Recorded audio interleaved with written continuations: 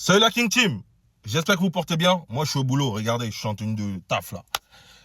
Les gars, je dois aller manger mais je pense à vous. Ceux qui étaient en live avec moi hier, ils vont comprendre ce que je vais dire. Et je pense que beaucoup vous allez être d'accord avec moi. Les gars, le combat de Chine, face au Bushin lors de la coalition, moi je pense que Chine aurait pu battre Hoken. Si Chine, à ce moment-là, faisait même taille que le Bushin, il le battait. Parce que là, le cadeau que le général Yo, il a fait, il arrive à contrer contre Bushin. Il fait un contre total au Bushin. Le Bushin, il est désemparé comme ça. Ensuite, il poignarde le Bushin là.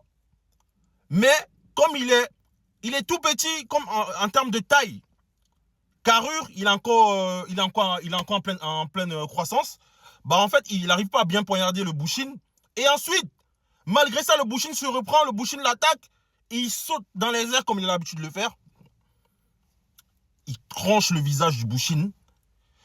Et les gars, à ce moment-là, je me suis posé une question. Je me suis dit, imaginez si Chine, il faisait même taille que le Bushin à ce moment-là. Et que les gars, on va même pas seulement dire ça. Imaginez si c'était le Chine de maintenant.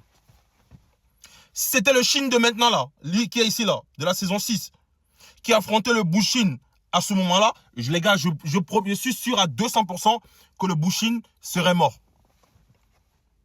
Vous remettez le même combat là, le même combat qui s'est passé lors de la coalition, les mêmes événements. Vous mettez le Chine de maintenant là, avec la Guandao du général Loki, le Bushin il meurt. Les gars, le Bushin il meurt. Et je pense que vous êtes d'accord avec moi. Parce que la Chine, ce qu'il nous a réalisé là, lors de cette saison, c'était incroyable. Mais les gars, c'était juste une petite parenthèse. Mais j'ai hâte de voir la suite.